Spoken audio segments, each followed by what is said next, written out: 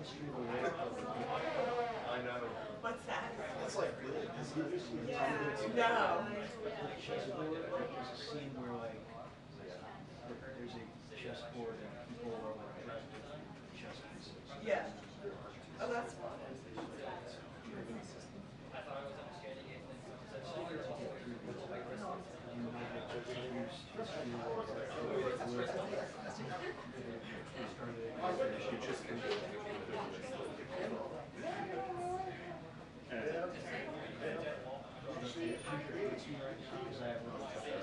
What's that? Oh, yeah, that's good. I'm sort of lucky because I think my current dog doesn't really, has not had a lot of exposure to animal food. Doesn't really beg. She just knows. But she wants more. Like somebody wasn't necessarily. Actually, I wrote in 20 years ago.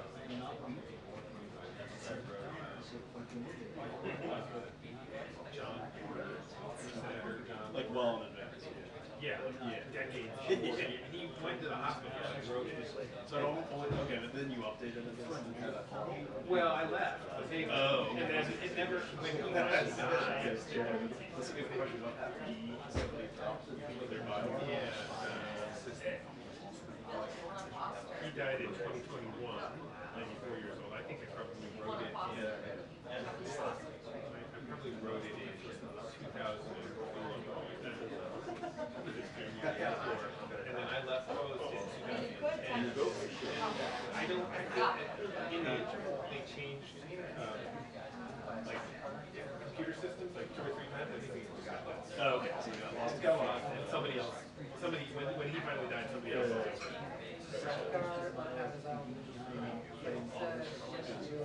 It's sidecar. Yeah.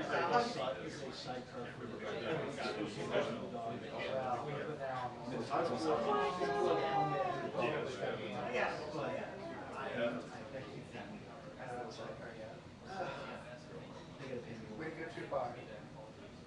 That is not too far. This is my brother's dog. Sam.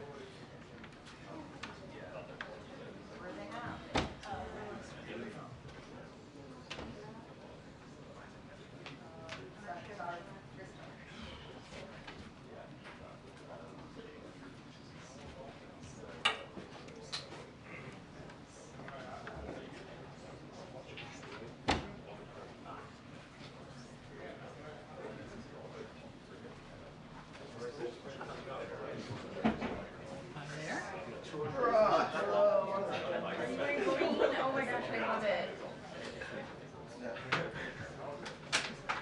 Or so I'm told.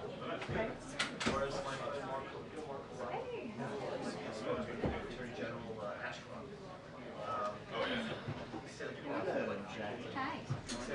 I am not a TV dad.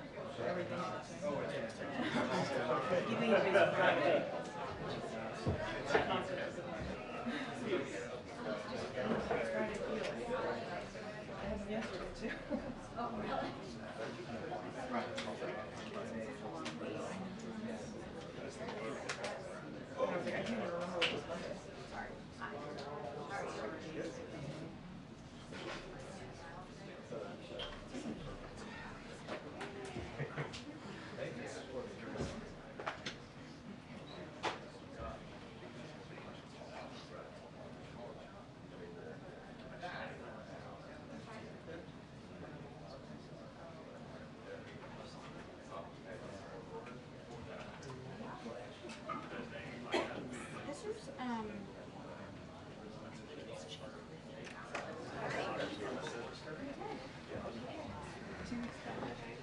Hey, good afternoon, everyone. Oh, thank you. Thursday afternoon. So a couple of things, and then we'll go into the Q&A. Do I sound like I have an echo? Yes. Can we fix the sound? Does that sound better? Yeah. Okay. All right. Great. So from Buffalo and Kansas City to Uvalde and Monterey Park, we have seen the epidemic of gun violence tearing apart communities nationwide, leaving empty seats at dining room tables across the country. The president and the vice president have spent countless hours with families who have lost loved ones to the senseless violence. And they all say the same thing: do something. These same families and other survivors of gun violence turned their pain into purpose. They organized, demanded action, and marched for their lives. And thanks to their collective efforts, President Biden signed the bipartisan Safer Communities Act, the most significant gun safety law in nearly 30 years. Today, we are building on that progress and announcing a new rule that saves lives by requiring background checks for all gun dealers engaged in the business of firearms dealing, including for guns sold at gun shows and online. This new rule implements the only significant expansion of background check requirements since then Senator Biden helped shepherd the Brady bill over the finish line in 1993. Today's new action furthers the Biden-Harris administration's historic efforts to stop the illegal flow of guns and hold those who supply firearms used in crime accountable. But there's still much work to be done. President Biden and Vice President Harris continue to call on Congress to enact universal background checks and finish the job. Now, as you all have reported overnight, Russia launched another large round of aerial assaults against Ukraine's energy grid as Vladimir Putin's continue to try to break the spirit of the Ukrainian people and plunge them into darkness. Russia struck the largest power plant in Kyiv Oblast, as well as power facilities in 5 other regions across Ukraine. As President Zelensky said in the recent days, Ukraine needs more air defenses and interceptors to protect its people and critical infrastructure against Russian missiles and Iranian-supplied drones. We need the House of Representatives, Republicans specifically, obviously, but the House of Representatives, to take urgent action to pass the bipartisan National Security Supplemental Bill so we can send Ukraine more air defenses. And let me correct myself. It's actually the House of Representatives. We need the Speaker to put that bill on the floor, because we know we would get overwhelming support from Republicans and Democrats, obviously. So we need to see that bill put on the floor. That was passed overwhelmingly in the Senate. The strikes in Ukraine over the past 24 hours are another terrible reminder that Ukraine's need is critical. And now turning over to Gaza, I wanted to provide an update on our efforts to do all we can to increase the amount of humanitarian assistance reaching Gaza and ease the humanitarian suffering. As you know, when President Biden last spoke with Prime Minister Netanyahu just last week, he was clear that Israel must announce and implement a series of specific, concrete, measurable steps to address humanitarian suffering. The past few days have shown some promise. Israel made the commitment to open the Ashdod port for the direct delivery of assistance into Gaza, to open a new crossing for a new route for assistance to reach North Gaza, and to significantly increase deliveries from Jordan directly into Gaza. And over the past few days, over 1,000 trucks loaded with humanitarian aid have gotten into Gaza, and with over 300 trucks going into Gaza just yesterday alone. That's good progress, but it's still not enough, and we hope to see the progress continue and accelerate. This afternoon, President Biden will welcome President Marcos of the Philippines to the White House for his second meeting at the White House in as many years.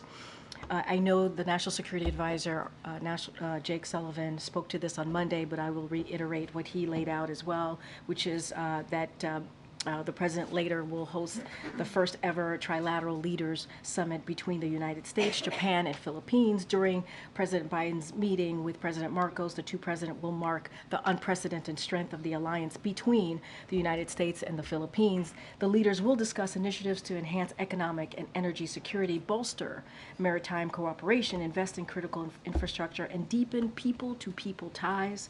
And President Biden will reinforce the ironclad U.S. alliance commitments to the Philippines. Following the meeting, the president will host the historic Trilateral Leaders Summit as leading maritime democracies. The United States, Japan, and the Philippines share a joint vision for the future of the Indo-Pacific, and with this leader-level trilateral, we are taking our cooperation to new heights. Our national security advisors met in Tokyo last June to initiate our trilateral cooperation, and officials from across our three governments have met on topics as varied as economic security and maritime cooperation. Today, the leaders will announce new initiatives to accelerate and surge high-quality infrastructure investments in the Philippines, enhance energy security, deepen maritime cooperation, and strengthen partnerships on technology and cybersecurity. Our three countries embark on this new era of trilateral cooperation as trusted, equal partners guided by shared values and an unwavering commitment to a free, open, peaceful, and prosperous Indo-Pacific. With that, Darlene, it's good to see you. Good to see you too. Thank you. To jump off of what you were saying in your topper about Gaza, the USAID Administrator, Samantha Power, has said that she accepts as credible reports that famine is already underway in northern Gaza. Does the President and the White House share that assessment? And if so, you were talking about the progress is good, but more needs to be done. What more can be done? Exactly. The progress is good. More needs to be done. I talked about the commitment that Israel had, the Prime Minister gave to the President just last week, and I talked about the port, and I talked about the new border crossings in northern Gaza. We need to see that open up, that move forward. But we've seen some progress, right? The opening of more routes and also more trucks, as I just laid out. We've seen more than 1,000 trucks in the last 3 days. Look, specifically to Samantha Powers and her comments, our understanding is that the latest reporting from the integrated food security phase classification indicates that the famine is imminent in Gaza, and that's why we're trying to do everything that we can to uptick, obviously, the humanitarian aid. We know how dire the situation is in Gaza, so we are certainly deeply concerned about these reports, and so we've been working around the clock to get more of that aid into Gaza, and so we're going to continue to do this. We're going to continue to push Israel to increase the flow that is getting into Gaza,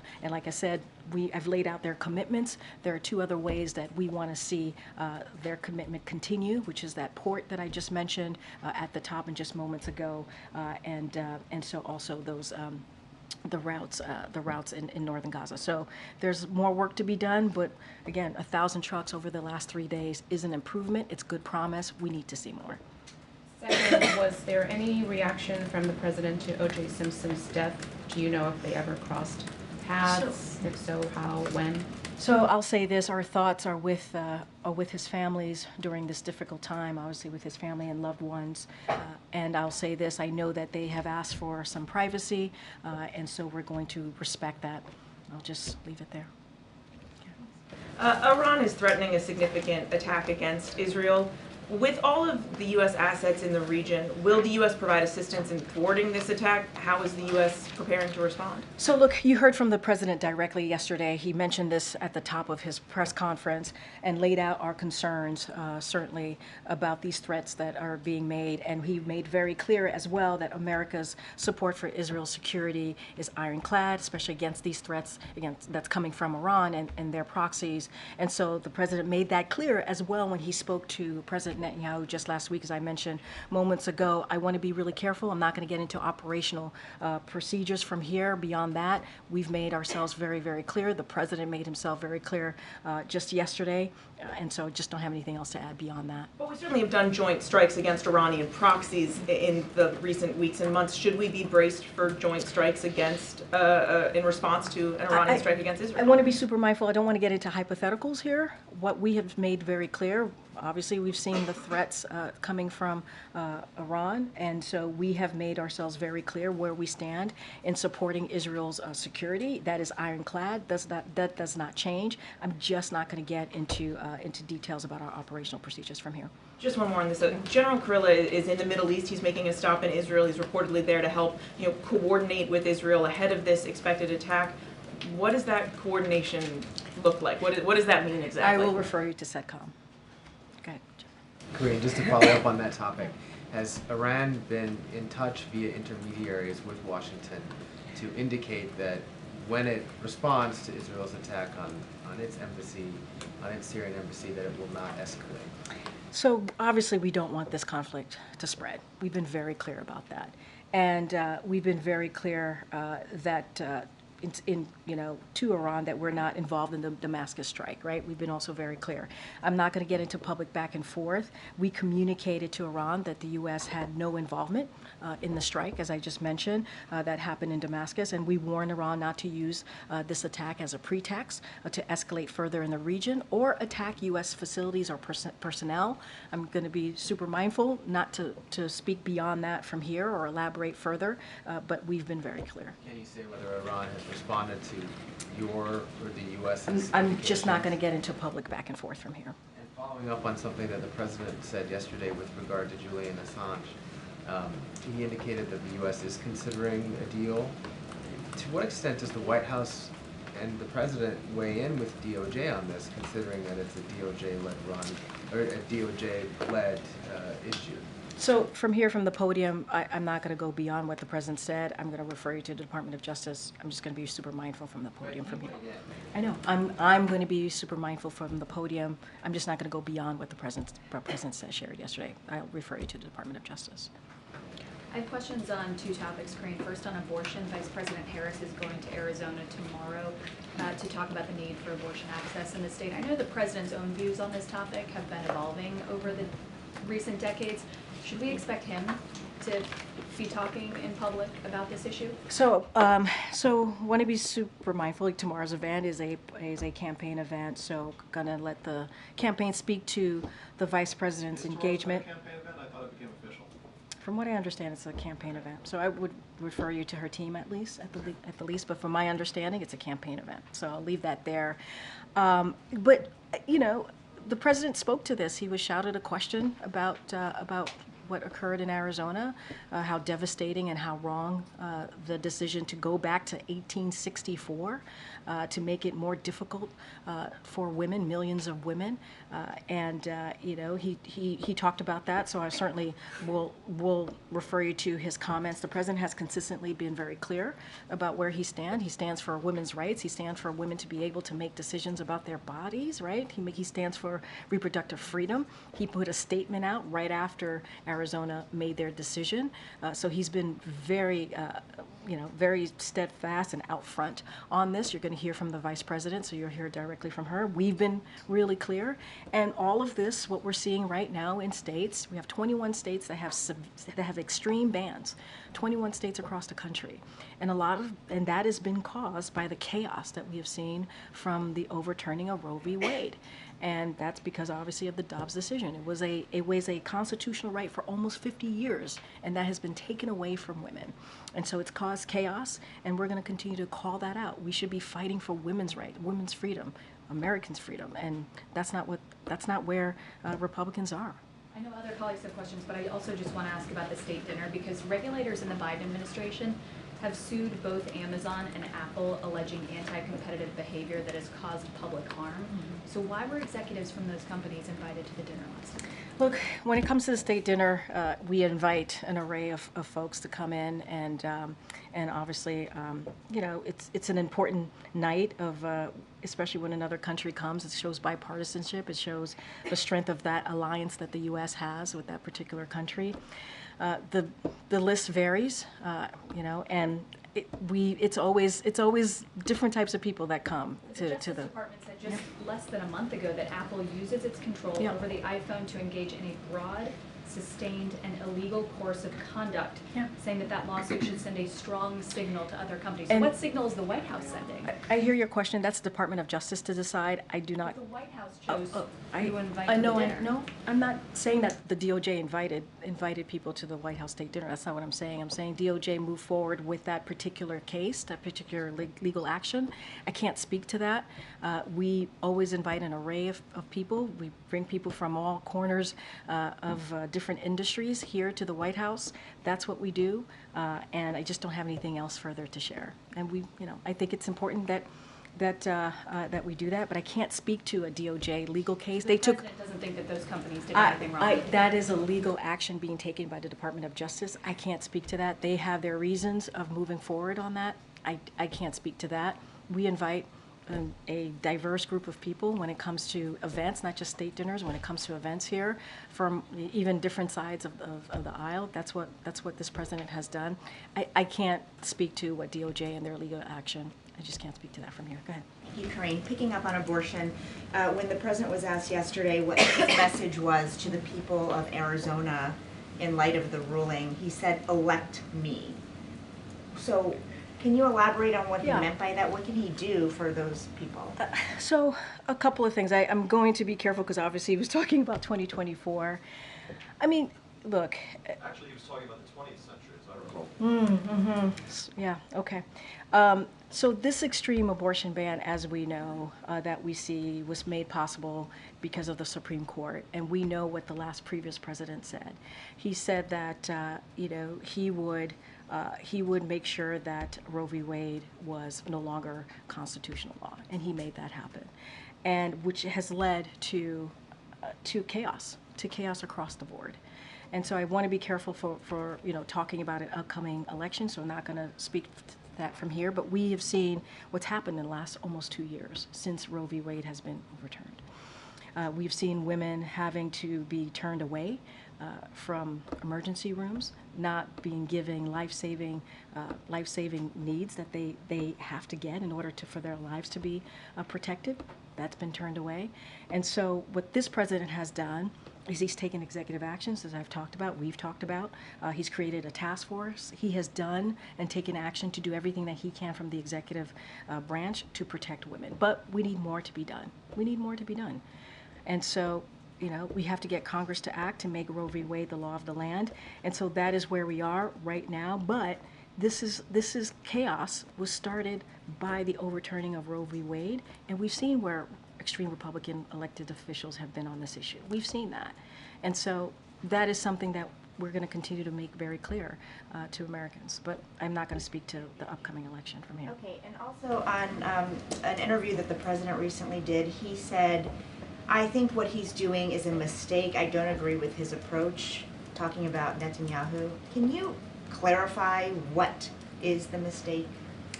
So we've talked about how the president spoke to Prime Minister Netanyahu just last week. They had a 30-minute conversation. It was direct. They have known each other for some time. They've spoken over more than a dozen times since October 7th, the tragic attack that we've seen from Hamas, a terrorist organization.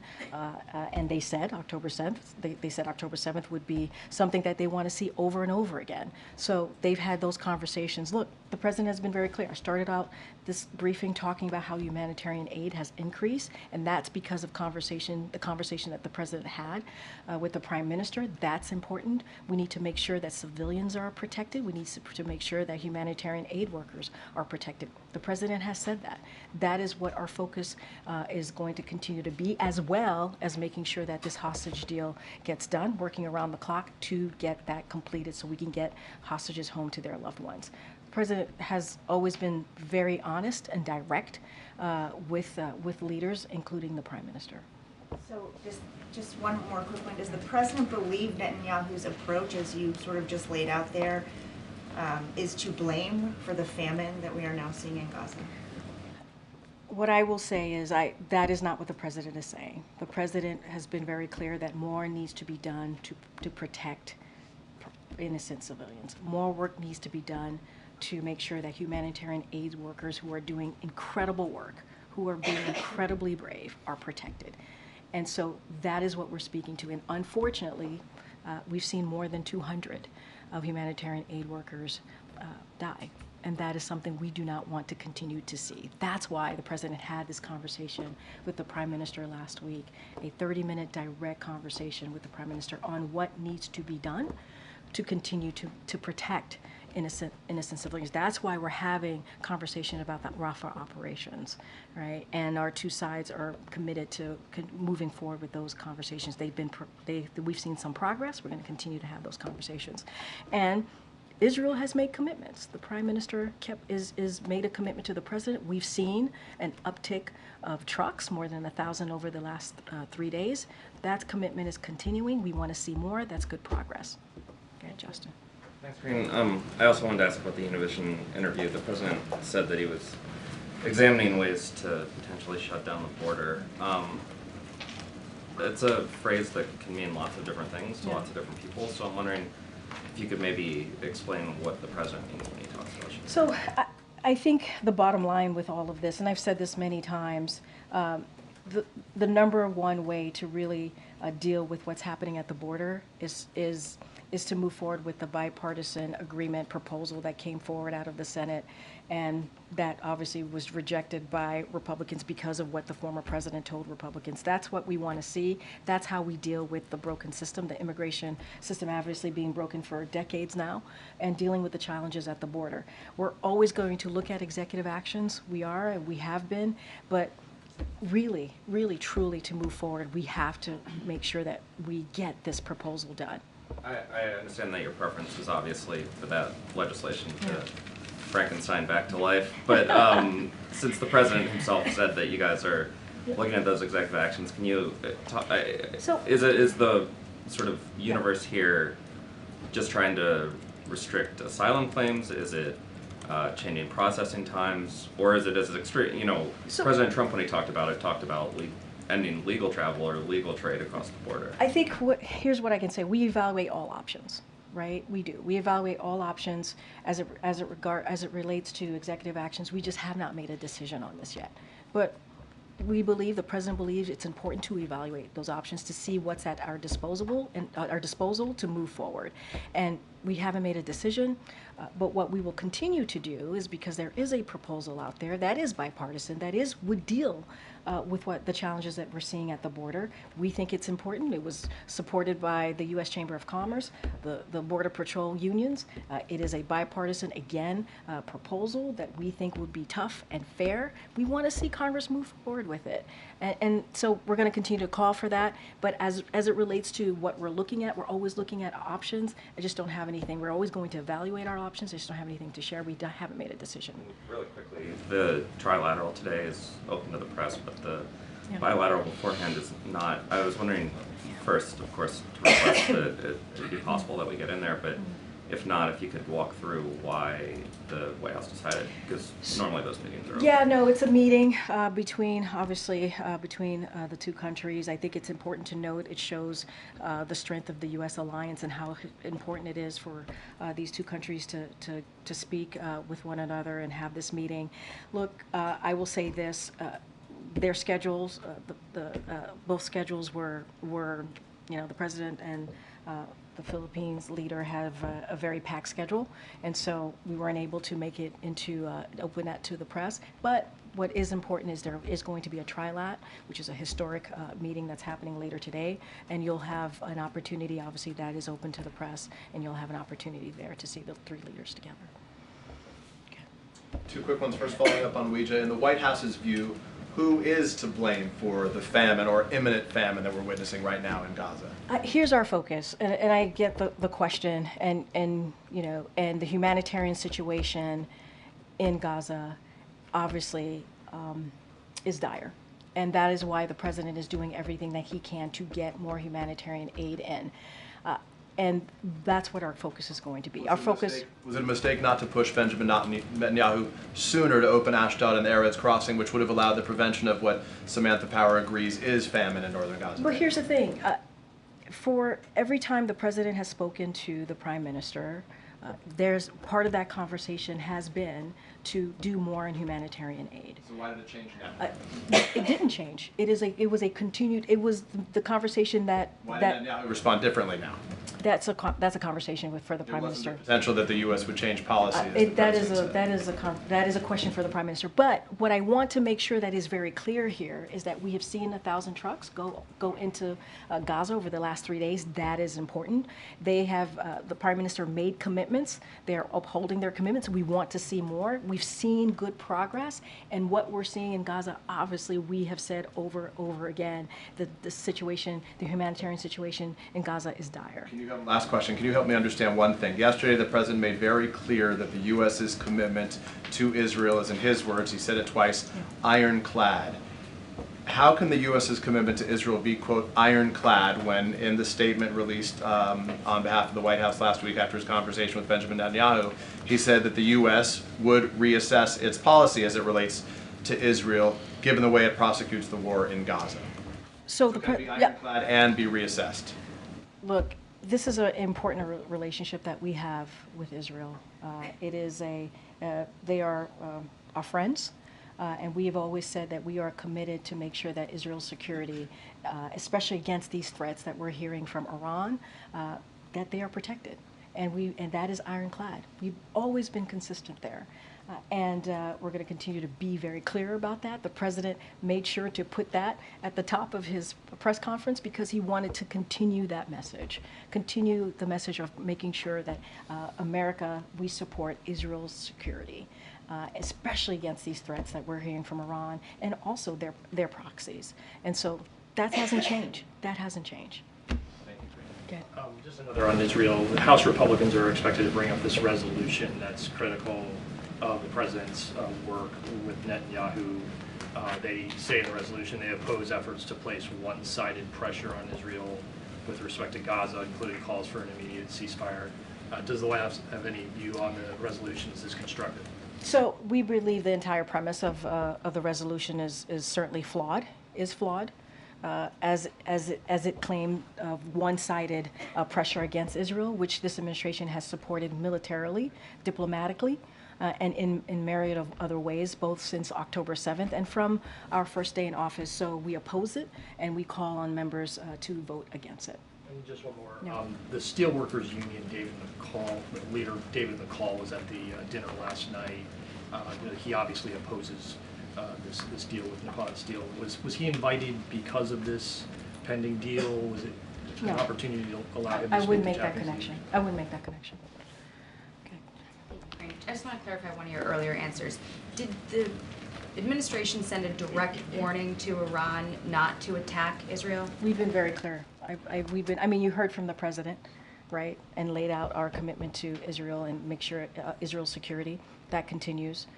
And so we've had those conversations. I'm just not going to go into back and forth publicly. Well, the reason that I think it's important to know is because you just shared earlier that the U.S. was quick to tell Iran directly that we had nothing to do with the strike in Damascus. The president hasn't minced words on his feelings about Netanyahu, but we haven't gotten a very clear answer on whether it was communicated directly to Iran, don't attack our ally. I just said we communicated to Iran. I just said that. I said we're not going to go into a public back and forth on this, but I said we communicated to Iran. And we said had no involvement, that's what I said, right, in the strike in Damascus, and warned Iran. We warned Iran. So I said that at the top, and I'll say, okay. On the issue of inflation, there was a report in Politico on Tuesday that the former chief of staff, Ron Klain, was teeing off on the president's, talking about bridges all the time when he's out on the campaign trail and not talking enough about the prices that people are paying. We didn't get any statement today on the PPI index. Why aren't we hearing more from the White House about the issues that people are facing at grocery stores and paying rent? I mean, the State of the Union, the president made very clear about what he understands what the Americans are facing. And he's talked at almost every event that he's had crisscrossing the country after the State of the Union about lowering costs, how important it is, and how there's more work to do. You hear that. In New Hampshire and North Carolina, he spoke about his work to lower healthcare costs. In Las Vegas, he discussed his plan to build and renovate 2 million homes to lower housing costs. In Madison, he announced his student debt relief plan.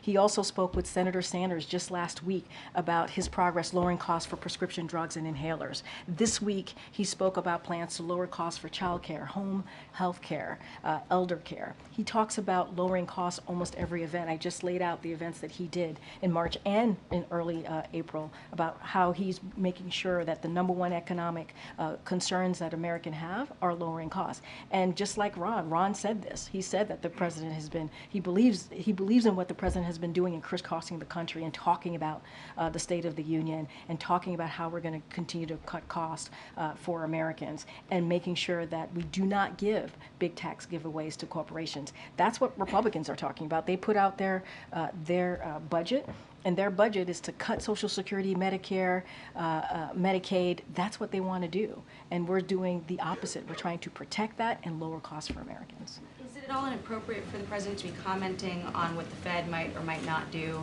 with interest rate cuts? So look, the president, unlike the last one, has been very clear about giving the Fed the space to make independent decisions about how they're going to move forward on their monetary decisions. The president has always been very clear about that, and he'll continue to do so. And in his comment yesterday, he was also clear. He said, we don't know what the Fed is going to do, and he was simply reflecting on public interpretation of recent data, but he also said, we do not know what the Fed is going to do, and we've always given them the space to make those decisions, those monetary decisions independently, and make sure that, again, they have the space to do that.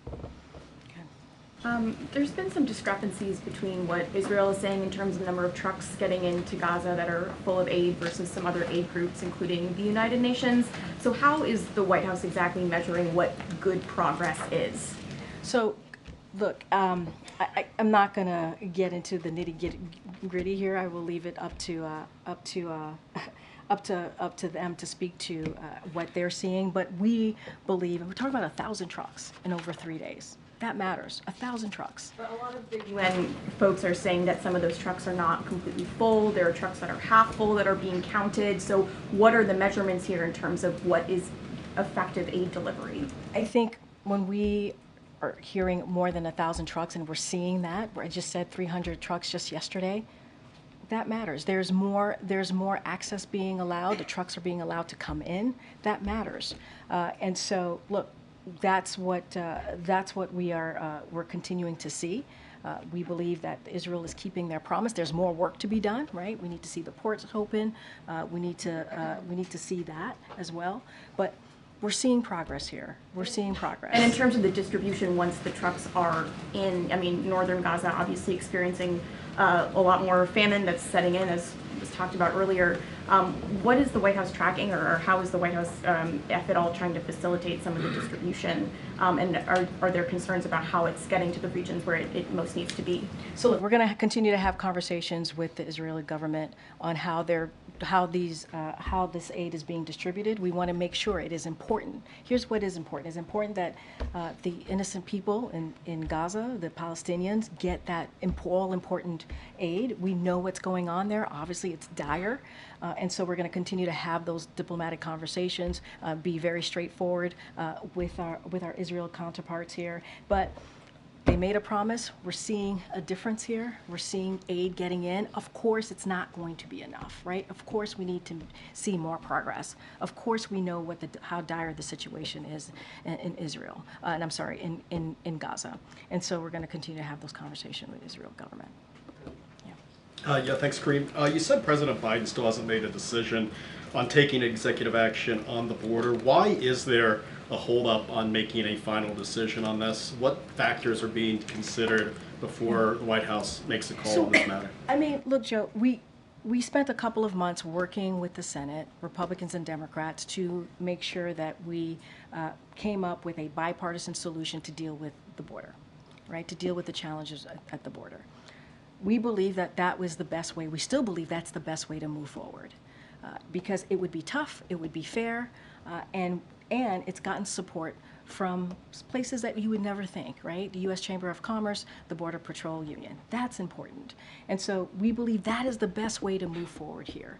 We're always going to evaluate other options as it relates to executive action, but we are going to continue to be clear here. The best way to move forward is to get that bipartisan proposal forward, and for Republicans to not pick politics here, to pick majority of the American people. I mean, is it a matter of there's being concerns about opening the administration up to litigation on this with executive action? I mean, that's why we came up with the bipartisan proposal, right? Because we believe the way to actually deal with this is legislation. The way to actually deal with this is to turn legislation into law, obviously. And so that is the best way to move forward. And no executive action is going to have the full resources that we need to get this done, We're going to evaluate all of our options, as we've been saying, but we have to continue to be really clear here. Republicans need to act. They need to move forward. Thank you. Following up on my colleagues Rija and Peter, you said earlier that the president is doing everything he can on getting humanitarian aid into Gaza. I have to respectfully suggest that that's not true, because it took until 7 aid workers were killed last week for the president to even suggest that he would change U.S. policy and possibly condition defense aid on the humanitarian situation in Israel. So how can you stand there and say the president is doing everything he can, when for weeks and weeks and weeks now, even as NGOs and aid groups warned that famine was imminent, he continued to refuse to pull on that lever and link defense aid to humanitarian aid? So first of all, the president has we've done airdrops. We're going to do this peer. We've talked about for the past several months how we need to do more and how we're going to uptake our efforts to get that humanitarian aid into Gaza. We understand what's going on. We understand that the dire needs there are. And so the president we've announced, we're going to do this peer, right? We've done this airdrops. And so we have had the conversation with the prime minister multiple times, with the Israeli government almost every day, on what needs to be done. And we've had those conversations with them. And so now we are seeing an uptick. That is important. That is indeed what we want to see. We've also been working on doing this hostage deal. The president has been working around the clock. So I take offense to what you're saying, because it isn't true. The president has been working on this hostage deal for months now. For months now. No, wait, for months now. And that is a way to make sure that there's a temporary ceasefire that could hopefully lead to something longer, get those hostages home, and get humanitarian aid. And so that is what we have been also focusing on really diligently for the last 20 years. With all due respect, Karine, with all due respect, my question was on the humanitarian situation in Gaza and the famine, which has been something that But aid that's groups the have warned same, the about for hostage weeks. deal includes humanitarian aid getting into Gaza. That's what he's been working on, this humanitarian aid to get into Gaza and also get those hostages home. But why is it? Because it sounds like. But you're saying that we haven't done anything. No. No, but You that's said what the you're president saying. has been doing all he can. He's been working 24/7 around the clock I to have, do I have what he no can. doubt. But he has not until recently even suggested that he would condition military aid, which Israel needs, on them allowing food and humanitarian aid into Gaza, which the people of Gaza need. That has been, I hate to use the term, a red line. Every time I or any of my colleagues have asked in I'm this not, briefing and room you've about heard from it. the National Security Advisor, I'm not going to get into red lines from here. Here's what I can say. The hostage deal includes getting the humanitarian aid in. We've been working on that. We've been working on getting that hostage deal done. We're going to continue to do that. You've heard us say that we've worked around the clock to get those hostages home, which, by the way, includes American hostages as well, and getting that aid in. We know how dire the situation is in Gaza. We are very aware of that. And we've had conversations almost every day with our counterparts in the Israeli government. We've had conversations, more than a dozen, with the Prime Minister. And so it is important. It is important to get that aid in. We understand that. We understand that. And we're going to have those conversations every day to make sure that it continues. And one more unrelated. Earlier this week, the former president met with Lord Cameron, the British Foreign Secretary. He has, in recent weeks, met with Viktor Orban, leader of Hungary. He has said he's spoken to Mohammed bin Salman, the de facto leader of Saudi Arabia. There is a long history of Republican presidential candidates meddling in foreign policy to undermine their Democratic opponents without getting into hatchet territory, telling people vote for or against someone.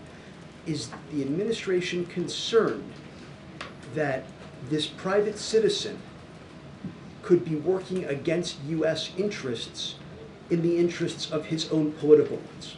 And you're talking about his meeting specifically with foreign leaders. Lord Cameron is talking with MBS, Viktor Orban, and others possibly. So look, as it relates to other leaders and those types of meetings, specifically, let's talk about David Cameron. The UK noted earlier this week it is common for officials from other countries to meet with representatives of different parties. That includes the United States, as we routinely meet with political leaders of different parties as well. For instance, we hosted Israeli opposition leader Yair Lapid yesterday at the beginning of the week. And so it's not uncommon. I'm going to be really careful here because you're talking about a presidential candidate. I'm going to be really mindful. I used David Cameron as an example, but I'm going to be really mindful of not speaking beyond that. Okay. Governor Moore is apparently on the Hill today. He was there earlier this week meeting with lawmakers. Has he been down at the White House to meet with officials to talk about funding for the bridge? And can you give us an update on the president's conversations with lawmakers to get that funding moving forward? So we have said to Congress that we want to continue to work with them to make sure that the Key Bridge is back up and that the Baltimore gets what it needs, certainly to be whole again. And obviously we're getting that port open. We've been in regular touch with Governor Moore. You know, the president was with him very recently, and they have had continuous conversations about what Baltimore needs. The president said when he was in Baltimore, we will be with Baltimore and the state of Maryland for as long as they need to get this done. I don't have a specific readout to share with you, but we've been in regular communication. Our Office of Legislative Affairs has been in regular communication with members of Congress. Our intergovernmental affairs folks, Tom Perez, has been leading on this issue as it relates to Baltimore and the needs there. And also, let's not forget, our Department of Labor has been very involved as well, making sure, dealing with the economic situation and how we can help on that front as well. So don't have anything to read out as far as conversations, but we've been there for them. And is there any better sense now that we're, another week past this, and the president's conversation last week and the briefing he got there, on an estimate of how much this is going to cost? So I don't have an estimate for you. We're going to talk to the Maryland delegation, have those conversations. Don't have an estimate for you to share. Department of Transportation announced $60 million, really right after, the week after the bridge collapsed, and so we know that's there to help. Don't have a final estimation. Obviously, we're going to continue to talk to the delegation. Okay, John. Thanks, Karine. Back in late December, President Biden, in response to a question that I asked him, said that he could not think of one reason for presidents to receive total immunity from prosecution. 4 months later, does the president continue to have that same belief? I don't have anything beyond what the president shared with you. And in 2 weeks' time, a Supreme Court case will happen. It's Donald J. Trump versus the United States. Earlier this week, there was an amicus brief that was filed by more than a dozen retired generals and admirals opposing this legal theory that Donald Trump and his lawyers have, that he does have total immunity from criminal prosecution. Does the White House, the administration, plan to file an amicus brief of their own on this particular issue? I would refer you to Department of Justice. Is there any effort to have the former presidents that you know of to file an amicus brief taking one side or another on this particular issue? Say that one more time. Is there any effort that you are aware of the former presidents, the predecessors of President Biden, President George W. Bush, President Bill Clinton, President Barack Obama, Jimmy Carter, to file a joint amicus brief, either taking a position one way or another on this particular matter? No. Yeah, thanks, Karine. I'm going to ask you about inflation. So yesterday in the Rose Garden, the president said that when he came into office, inflation was skyrocketing, but it was 1.4% in January of 2021, and that was the 11th consecutive month at that time under 2%. So was the president misleading Americans? So when the president took office, and you know this, there was a pandemic. It was closing down businesses, closing down schools, and so it was drastically disrupting the supply chain. Let's not forget about that. And so that's what was going on. And that caused inflation around the world to increase. We know that. And then further increasing inflation was the Russia's war in Ukraine. And in fact, many other countries are even worse off because of what we've seen with Russia's war. So the president took historic action to deal with the disruption of the supply chain. Let's not forget what he did with the Strategic Petroleum Reserve. And so we have made progress in lowering costs. We've made progress in dealing with inflation. But that's what was happening when we walked in. The pandemic, the disruption of the supply chain. All of these things were happening when the president took office. The president didn't say the supply chain was being disrupted. He said inflation was skyrocketing. But that's what he was referring to, right? That's what was going on. Those were the things that were happening right before us. The pandemic, it was taking thousands of lives a day when he took office. Schools were closed, majority of schools were closed. Businesses were closing. And we had a supply chain that was disrupted. And so that's what the president was speaking to and laying out. And then inflation down the road became even more, increased even more because of the war that Russia had taken on into Ukraine. But the Fed supply chain measure actually went down in November at that time. So is the president being honest about inflation? The president has said what he said what he saw when he took office. The pandemic was happening, right? It disrupted the supply chain. You know what happens when the supply chain is disrupted. You know what that leads to. And so that's what he was speaking to. And not only that, we also saw a war in Ukraine. That Mr. Putin, an aggression that Mr. Putin was putting into Ukraine, set forth. And so the president had to take historic action, take aggressive action in dealing with our disruption in the supply chain. He released the Strategic Petroleum Reserve so that we can deal with the supply chain. And he continued to take action to lower cost. And that's what we've seen, whether it's healthcare costs, whether it's dealing with junk fees, whether it's prescription drugs, lowering those costs. That's what the president took action in. But we saw what was happening when the president took office. We did. Okay. Thanks, Karine. As you know, there's a tradition dating back to the Truman administration of offering intelligence briefings to major party presidential nominees. President Trump was declared the presumptive nominee on March 6th. Has the White House offered intel briefings to former President Trump, and if so, how have they begun? I would refer you to the ODNI. That's for them to speak to. Thanks, everybody. See you tomorrow. Back to you, Jeff.